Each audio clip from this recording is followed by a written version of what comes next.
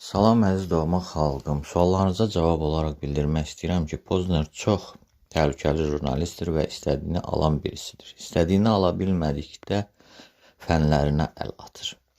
Bütün veriliş boyu mənim sözümü kəsir, mikrofonu aralayırdı məndən. Və mənim ermənilərdən üstün oldu. Onun istədiyini məndən ala bilmədikdə hardansa tapançalar çıxdı. Əlbəttə ki, mən başa düşdüm.